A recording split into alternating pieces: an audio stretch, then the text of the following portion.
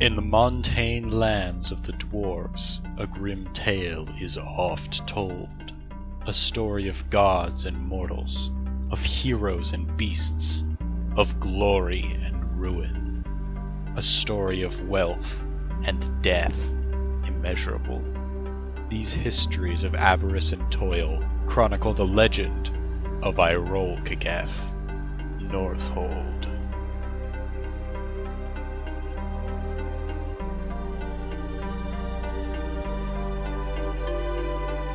Good evening.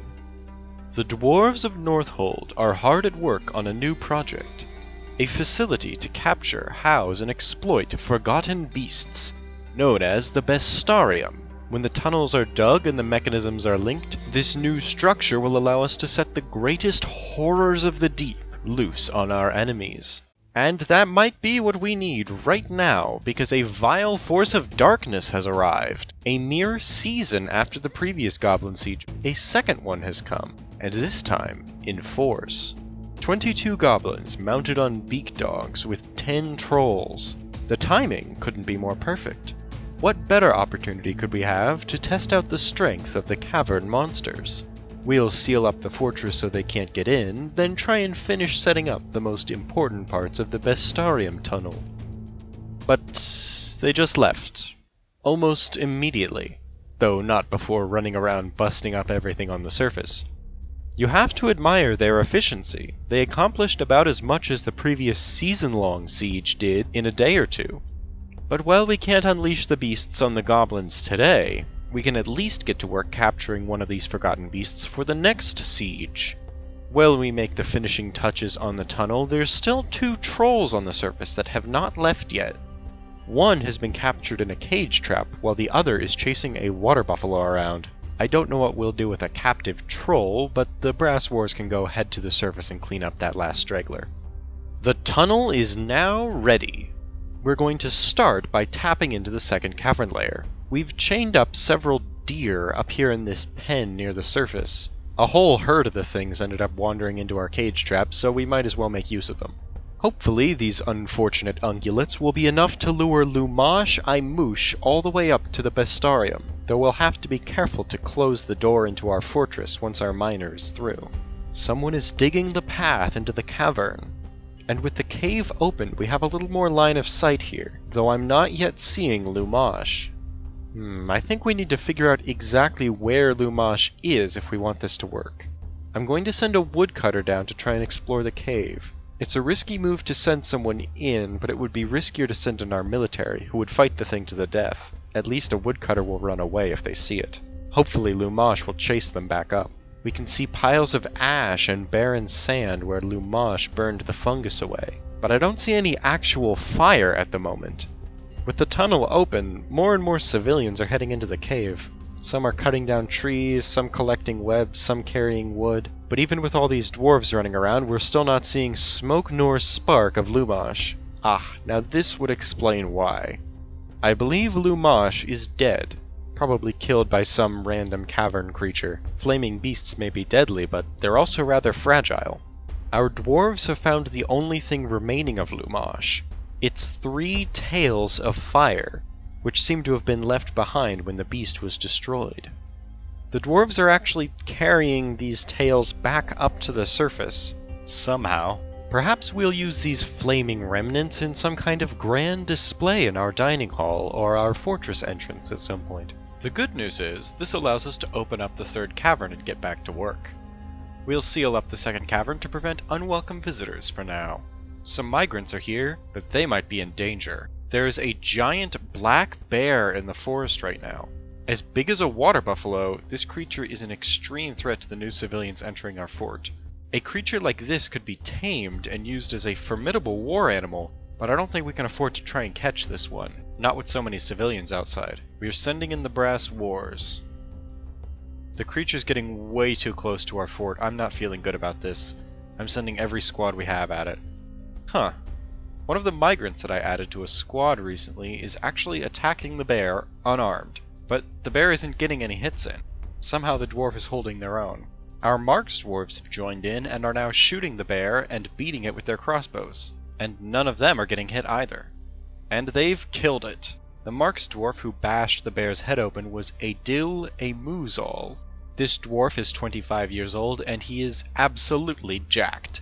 He has incredible muscles stretched over a broad body. He lives life at a slow-going pace, but hates leisure time, has a strong tendency towards privacy, and rarely develops negative feelings about things. Well, I'd say this beast of a dwarf has earned a nickname, Bear Breaker. The migrants all made it in safely, and we now have 117 dwarves in the fortress. The trolls from that last siege destroyed our trade depot, so we're going to take this opportunity to build a new one inside the fort. It will be safer for the traders and will require less hauling time for our dwarves to bring things in and out. Toulon Gusilgoden has entered into a strange mood. She's actually grabbed that same workshop Obak used to make the bracelet artifact. Toulon wants gems, cloth, leather, and metal bars. Some of that might be tricky to come by, we're a little light on textiles. But it looks like she's managed to get a hold of everything she needs. Toulon's artifact is done. It's called Zaynor Vuknud, the Heart of Strangulation. It's a bayberry wood bracelet. That's pretty underwhelming compared to the previous bracelet artifact we got. It's encrusted with lapis lazuli cabochons, encircled with bands of porcupine leather and marquise-cut lapis lazulis. It menaces with spikes of bayberry wood, hoary marmot leather, and lapis lazuli, and on the item is an image of 2 baguette-cut gems in bayberry wood, an image of a capybara in rope reed, and an image of a forgotten beast in zinc. Perhaps this is an image of the forgotten beast Lumash that we just found dead. In any case, this trinket isn't of particular use to us. Maybe we'll hold on to it to complement the adamantine bracelet we've got on display in our dining hall, or maybe we'll just sell it off to a caravan. On the subject of caravans, it's late summer and we still haven't seen the human traders. Maybe they were scared off by the siege. We'll keep working on forging gold items for the dwarven caravan at least. There's a lot of hungry heads down here in the caverns, attacking our miners and anyone trying to haul adamantine. We'll have the skunks make another sweep of the cave. Oh, this looks bad. Several hungry heads are going after one of our strand extractors down here. They've already bruised some vital organs. It looks like he's gotten away, but that fight took a huge toll on his psyche as well as his body. He's now very stressed, which is a real problem. Stressed dwarves can be a dangerous liability to any fortress. Luckily, this particular dwarf's personality makes him particularly uninclined to throw tantrums and assault other dwarves, though I want to keep a very close eye on them. Dwarven mental health is a constant struggle that we'll need to keep on top of. The outpost Liaison from the mountain home, along with the dwarven caravan, has finally arrived. We've been very busy turning gold into trade goods, so we should be able to make off with a very impressive haul this year. The Liaison is meeting with our mayor. We've impressed the mountain home. We're going to become a barony. We need to choose someone to become baron. How about Scratches, the miner? He'll make a fine baron, I'm sure. Meanwhile, the Liaison has news on how the war has progressed. Engagements with the Goblins have been fairly limited, with each side making small-scale raids on minor settlements, with no major border changes. But far more distressing are the new developments with the humans. The humans are also at war with the Goblins, which surely gives them a vested interest in cooperation with us. But, bafflingly, the humans have begun attacking our outposts. They started by taking the dark pits we captured from the Goblins a year ago, and have also engaged our sites in other small skirmishes.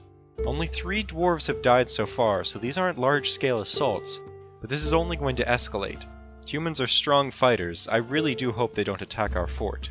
What could have possibly possessed them to take acts of war against us, I can't begin to imagine. Now, it's time for trading, in our new, safe interior depot. We've got huge numbers of gold goblets, which are apparently in demand back down south, so we're cleaning this caravan out of everything we could possibly want. Copper, bronze, and steel armor, weapons, food, drink, parchment, and of course, tons of leather and cloth. All of our turkey poults are just about reaching adulthood now, so I'm going to get our egg harvesting operation up and running again. With all these newly grown hens, we'll have to dig out some new areas for collecting eggs. This time around, we'll keep the turkey gobblers separated from the hens. In fact, we'll just butcher most of the males. We're only interested in the egg layers. Beneath soil and stone, a force of the deep stirs. driven by hunger and greed. The forgotten beast, Stuzon Asgek-Desmo, has come, a towering three-eyed Dimetrodon. It has a pair of long antennae, and it is ravening. Its fuchsia scales are large and close-set. Beware its deadly dust. There seems to be quite a few dusty Dimetrodons down here, but this one is not to be trifled with. This beast has arrived on the third cavern layer, right where we need to be. Right now, there's one dwarf down in the cavern here, but other than that, the cave is clear. We could just seal up this cave and take our sweet time getting the beast into one of the Vistarium cells, but that would mean leaving a dwarf behind. We've been in this fortress for 2.5 years, and not a single dwarf has died on our watch. And you know what? That's not going to change today. Stuzong is in the eastern side of the cave, while the dwarf Lore is to the west. If Lore can outrun Stuzong and make it into the fort, she'll survive. If not, the mechanical skunks are waiting in the entrance. We'll send down the brass wars to assist. If Stuzong gets to the fort before Lore does, we're going to put it down right here. Let the race begin. Both are heading directly towards the fort entrance, but it looks like Lore is slightly ahead. They're both getting very close now. I'm not sure if Lore is going to make it. Lore's nearly in, but there's Stuzong. There's a couple of Rutherers between the beast and the entrance, though. Rutherers are very large. They might be able to distract Stuzong for long enough for Lore to get inside. And Lore's in, but can we close the gate fast enough? Oh no. One of the Rutherers just entered the fort, and Stuzong is chasing it in. If you look just to the east here, you can see the cloud of dust that Stuzong just released. If that dust touches our dwarves, there's no telling how toxic it will be. But if some of our soldiers down here are able to close the gap fast enough, they might be able to kill Stuzong before getting infected. Something tells me things are about to get very messy. We're ordering all of our military dwarves down to kill this thing. It's impossible to tell what's going on here. A huge cloud of dust is covering everything. But there's Stuzong now. It's enraged, but it looks like it's also hurt pretty bad. It's covered in cuts, bruises, broken bones. Our dwarves have been holding their own in the fight. They've gotten a few minor cuts and bruises, but nothing too serious. However, they're all covered head to foot in dust. Let's see how this plays out. They're all piling on top of it, and they've killed it. All the dwarves made it out okay, no major injuries so far. We don't know what this dust is going to do to them. We'd better have them head to the hospital immediately to be safe. Forgotten beast extract can cause some horrific things to happen to a dwarf. The dust is affecting them somehow. Each of them has impaired vision, and they're all covered in some kind of rash from head to foot, but I'm not sure exactly how they've all been affected. They're all entering the hospital, but now they're all leaving it.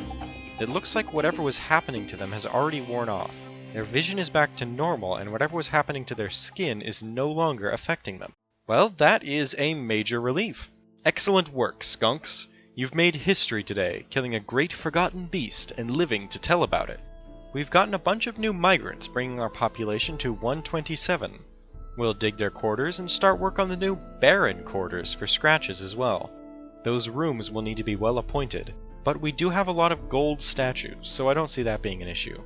Now that we've trounced that beast in the third cavern layer, I'm turning my eye to the first cavern. Cagoose Extute has been killing cavern creatures down there for quite some time. The ground is covered in blood and animal skeletons. I'd say we ought to finally grab ourselves a live beast. We are cracking open the cavern via the Bestarium tunnel.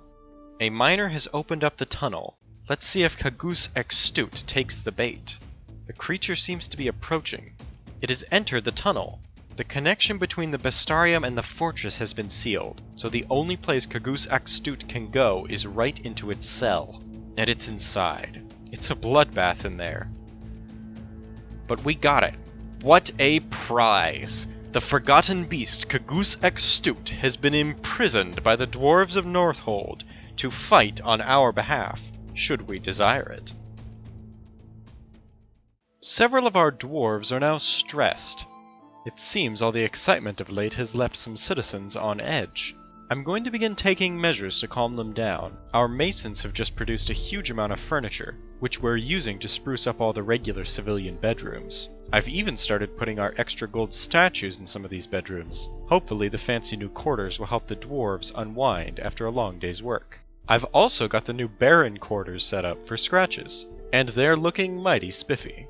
His throne room is lined with golden effigies. There are statues on the south wall bearing the likeness of notable civilians from our fort, like Ox, while images of the dwarven gods line the northern wall. Behind the throne room is his private dining room and his bedroom.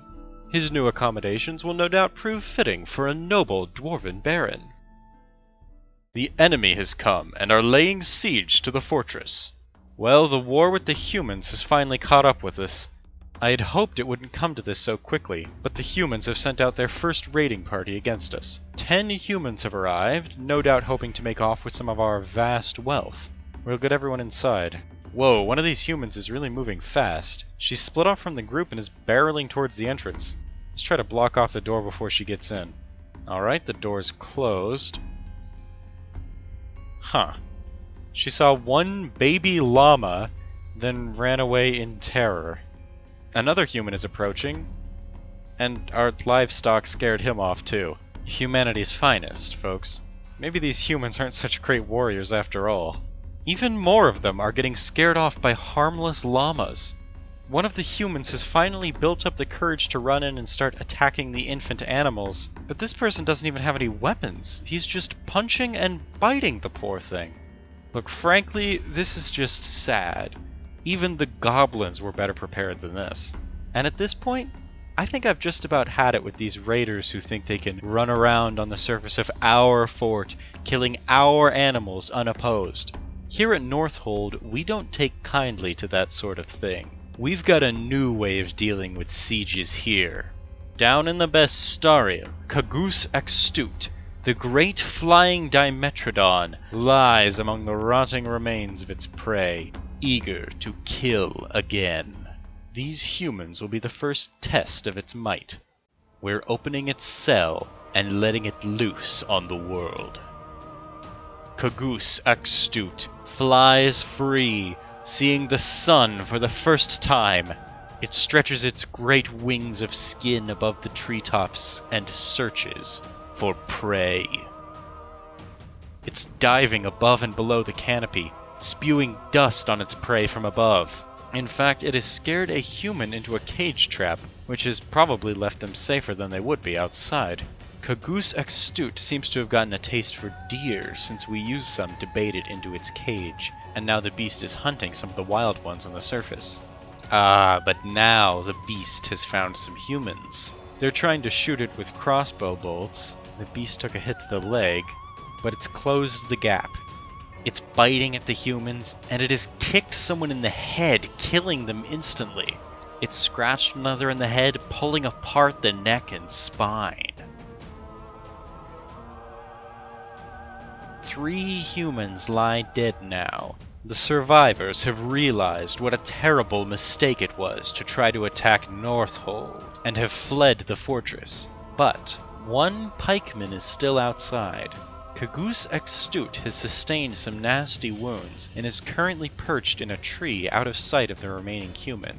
The pikeman is trying to sneak away, but the beast has swooped down again to finish her off. The pikeman is getting some hits in, even managed to stab Cagus Extute in the head and fracture the skull. But it wasn't enough. Cagus Extute has proved victorious, routing the humans with its ferocious strength. For its service and defense of the fortress, the dwarves have given the beast a new name, Slubusmoslu Cagus Extute, Thrower Ransack, the Crazy Lance, whatever that means. But the beast is certainly worse for wear. It's scarred and bleeding all over. I think it even lost an eye. It has a badly wounded lung and lower spine as well. Well, wounded or not, we can't have this creature hanging around on the surface. We need to get it back into its cell. We'll seal the surface entrance to the Bestarium, then we'll open the Bestarium's maintenance tunnel that connects it to the fort. I'm ordering our dwarves to chain up some of our extra turkeys in the cell to lure Cagoose back in.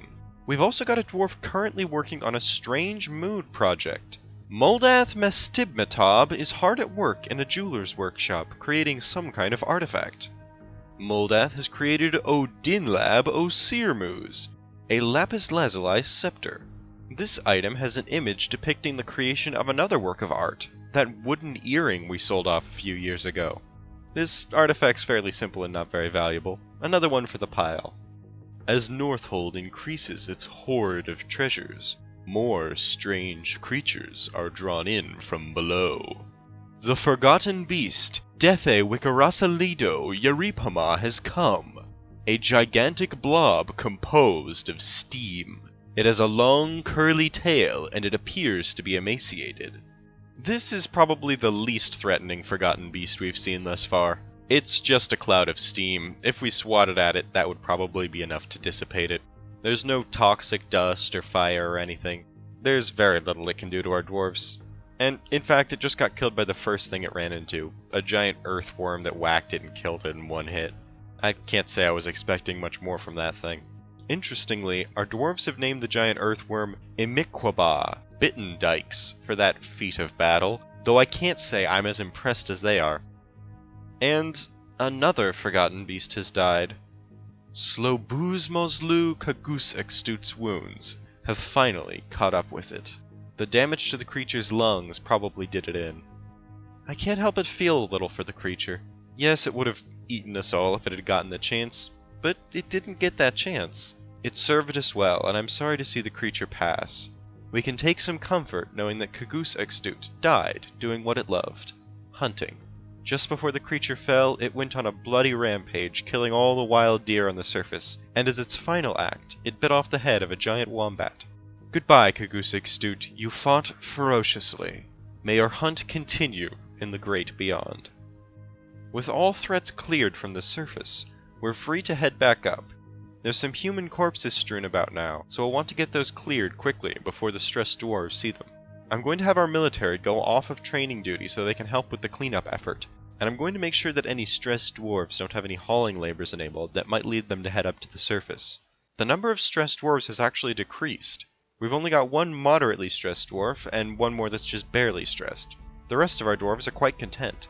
During this whole business with the sieges and forgotten beasts, I've been letting our dwarves hang around in the tavern more than usual as a sort of mini-festival, so that might have contributed to the recovery of some of these folks. Our moat has been left unfinished for too long now. We need to get back to work on it. Our miners have been ordered to continue the project. Whoops. Looks like I made some kind of mistake when designating this digging, and Scratch has just caused a bunch of dirt to collapse, knocking himself out in a cloud of dust. But it doesn't look like he was wounded. Dust yourself off and carry on, miner. We've been buying parchment from the caravans for a couple of years now, and we've finally gotten around to actually binding it into writing materials. This now gives our scholars the opportunity to start writing books. Right now, one of our scholars, Toulon, has written several books. This one is called Inquiries on the Algorithm, which describes a mathematical method for division. The writing is quite self-indulgent and amateurish. Our other book is called The Unabridged Diseases of Animals, which concerns the diseases of animals. It's somewhat self-indulgent, yet serious as well. The writing for this one isn't very good either. Well, she's only just started writing, we can't expect her to be an expert quite yet. Actually, she seems to be improving. She just finished another manual titled Surveying Problems and Solutions, which concerns land surveying and is completely serious, but this time the writing is passable. Well, all these books are pretty dry. Let's hope our authors can produce some more interesting works down the line. There's been another accident on the surface. A bunch of dwarves got knocked unconscious by falling dirt. But, tragically, one dwarf was killed in the cave-in. That's the first death of our fortress. Tobul Kubukotung has been lost. The fortress mourns. This death should serve as a reminder to our dwarves not to grow too complacent. We may have defended ourselves against many great foes, but even mundane tasks can be deadly when one is careless. If we want to keep more of our dwarves from joining Tobul in the crypt, we'll need to stay vigilant. We've created some glass furnaces. Glass can be a very useful and profitable material. Right now we're using the furnaces to make green glass blocks. We've dug out a shallow hole in the ground and we're roofing over it with the glass. The room underneath the glass is going to connect with our farms and will serve as a greenhouse. Underground mushroom plants are best grown in the dark, but there are many plants which can't properly grow without ample sunlight. The greenhouse is going to dramatically increase the variety of alcohol we have access to. And right on time, spring arrives. But our farming efforts are going to have to be put on hold, because yet another vile force of darkness has arrived. I think we're going to have to expect these sieges twice a year. Not a pleasant concept. Though this is a real shame, just a day or two more and the greenhouse would have been ready. But there's nothing for it. Back inside, everyone. The invading army is composed of over 30 goblins and 2 trolls. They are entering our lands from over the mountain. I'm not sure they'll find much to kill up there, though. All of our civilians made it in, and we don't have any livestock left. Tragically, we have no underground horrors to unleash on them. They'll probably be able to stop the elven caravan from coming, but I'm not especially broken up about missing out on the junk they usually peddle. Speaking of elven garbage, a diplomat from the elven lands actually made it into the fort before we sealed the gate, and is meeting with Baron Scratches. You have disrespected the trees in this area, but that is what we have come to expect from your stunted kind. Further abuse cannot be tolerated. Let this be a warning to you. Is that supposed to be a threat? There are probably less than 24 elves on the entire continent. What exactly are they going to do to us? I'm not impressed. Lycott Zonilid, the militia captain of our Marksdwarf squad, has just given birth to a girl, naming her Mosus Rodumlicott. She actually gave birth while carrying a Crundle cage up from the caverns, without putting the cage down. I don't want to think about the logistics of that. Have yourself a drink, Lycott, you've earned it. Meanwhile, in more grim news, the goblins found someone to kill after all. A leopard woman hammerman has come to visit. The goblins bashed her to death with warhammers and scourges for her trouble. It's a real shame our moat wasn't ready yet. Once we've got everything dug out and carved, we'll be able to use our Marksdwarfs to rain death on the goblins from atop the mountain here. For now, we'll just take some time to unwind in the tavern. Despite the recent death, everyone is in high spirits. Only one dwarf is still at all stressed, and he has almost recovered. The leisure time seems to be doing him good. He just gave some kind of performance, which he found exciting, and he feels euphoric due to inebriation. That being said, it looks like our tavern is starting to become a less pleasant place to relax. Some Crundle and hungry head body parts have been left by the door here and are starting to stink up the place. The surface refuse heap is inaccessible, so we're going to dig out somewhere new to put the garbage. I'm putting the new landfill near a butchery workshop in our food district. I've actually been meaning to do this for a while. If we put edible corpses inside the fort, we'll be able to process them without sending butchers outside into the rain. A metal crafter has withdrawn from society and has claimed a forge. She's taken a variety of materials and has begun her work. Logem Kulet Uthir has created Sobikosh Eshon Kalan, an adamantine figurine of dwarves. This figurine depicts laboring dwarves and relates to the founding of Northhold in the early spring of 125. It is encrusted with radiant cut purple spinels, encircled with bands of adamantine, round granite cabochons, and turkey bone, adorned with hanging rings of giant wombat leather, and menaces with spikes of turkey bone. On the item is an image of Future Hill, the adamantine bracelet, in diorite. This artifact has a very impressive value, 750,000. Not quite as valuable as that adamantine bracelet it depicts, but still quite the treasure. In fact, I think an artifact like this should be displayed prominently. The centerpiece here is becoming a very impressive sight. This new figurine reminds us of our founding dwarves and the labors they endured to build this place for us. The statue of Ox represents our martial might and the heroes who defend us, while the adamantine bracelet, made by a child who dreams of peace, reminds us of our goal, to one day end this war and stop the bloodshed. But sadly, today is not that day. The goblins have us under siege, and we don't have a good way to get rid of them. While our militia continues to train and gain more experience every day, I still don't want to send them out in open combat on our own soil. While the adamantine weapons we've distributed to them are formidable, most of our militia dwarves are still poorly armored, and they're outnumbered.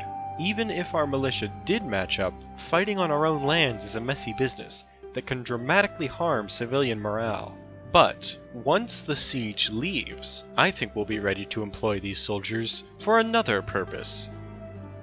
It's mid-spring of the year 128.